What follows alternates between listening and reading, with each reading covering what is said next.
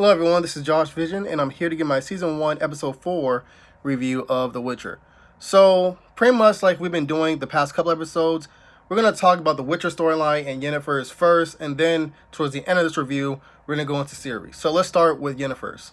So Yennefer basically, I believe, at least at this point, when it comes to her storyline, it's been a few years, not a few years, quite a deal of time has passed since her last transformation into the evil Cinderella, in a sense. So she's taking care, or is like the protector of this queen, and this queen is very bitter at this point. She feels as though she's just a breeding machine, and that it sucks being a woman, and that her husband doesn't really love her for her. And we see Yennefer kind of reflect on her own life so far, and how it's not really what she thought it was going to be, and how, in a way, she kind of regrets. Yet at the same time, she doesn't kind of regret her decision, her choices in her life. But she does kind of feel some type of emptiness, in her, at least as of now. So while they're talking about their lives, and Yennefer trying not to be bored to death about the queen's constant bitching, we hear some noise outside, and it turns out that an assassin has been sent to kill the queen and her baby. And apparently this assassin was sent by the queen's husband due to the fact that the queen's baby was not a boy, it was a girl.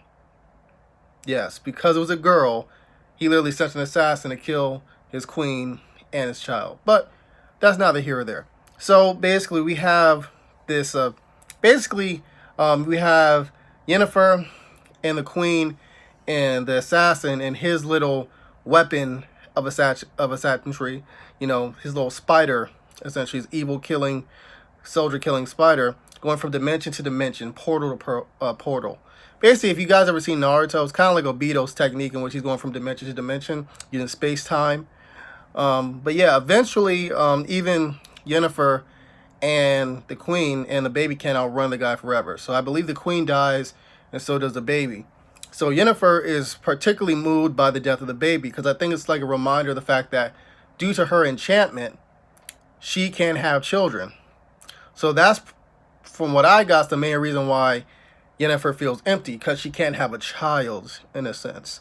Now, she could deal with all the crap of being a maid, so on and so forth, if she had a kid.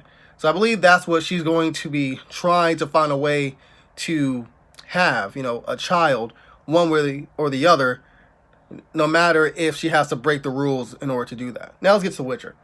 So The Witcher is basically being invited to this banquet being held by Queen Calanthe and her daughter. Well, basically, it's like a banquet for like suitors for her daughter, because her daughter needs to marry someone, legal marriage and all that stuff, to build some political alliance and all that crap. But the Witcher isn't necessarily really invited. He's more like a bodyguard for the bard, Jaskier, because Jaskier needs someone to protect him from the noble men who he either swindled out of money, or the women or their wives he slept with, in the past. So that's basically the main usage of the Witcher for even going to the banquet to begin with, protection. Because the Witcher doesn't even want to go there. You know how the Witcher is. He likes to be by himself, brooding, and sleeping with whores. So they get to the banquet, and I believe the Witcher saved Jaskier like 5 minutes in from some guy who said he can never forget a pimpled face like Jaskier's, like, because it reminded him of someone that used to sleep with his wife. But the Witcher, saved him. I believe the Witcher said something about the fact that a mule kicked him in his balls, essentially, and he can't have any children. And that scared the nobleman. He's like, "Oh, I'm sorry, man." And he gave him a little bit of change for him to drink off, the pain, of impotency, basically. Later in the episode, we actually see Queen Calanthe come into the banquet, fresh off, her victory, like off the battlefield, essentially, in blood, her armor, and just acting like nothing like it's really bothering her. She's drinking, she's talking shit, basically, so on and so forth. But then eventually, she has this really intense conversation with her daughter. Her daughter's pissed that she's being married off to someone whom she does not love. She doesn't love any of the suitors at this banquet. And the queen's like, "Listen, this is the point of being a queen or princess in waiting, or being royalty, essentially. You think I'm married for love? No, I'm married because I had to. And you can still mess off and have your little mistresses or your little husbandry, whatever, have your little lovers on the side chicks, side dudes when you're married. It's just a political alliance. You don't have to love the person." So I believe the Witcher and Queen Calanthe have this interesting conversation not long after that. And the reason why they have the conversation is because there's two dudes, two nobles arguing about one saying they saw this kind of monster, the other one saying they saw this type of monster. And the Witcher's like, listen, they don't exist. So they're trying to get in the Witcher's face. The Witcher's really trying to hold himself back from hurting these dudes. But Queen Calanthe stops it. She notices the Witcher. She sees something in him, apparently. You can tell there's an attraction, that she's really attracted to him. And the Witcher talks about his own failings. You know, he doesn't really brag about his successes, which attracts the Queen to the Witcher even more. So she invites him to him to her table. So there they talk about their philosophies on things. The Witcher explains why there aren't so many Witchers anymore, because someone attacked basically the home place of the Witchers.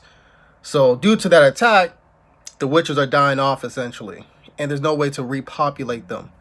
I believe they talk about the difference between them, because the Witcher talks to her about, hey, you're a queen.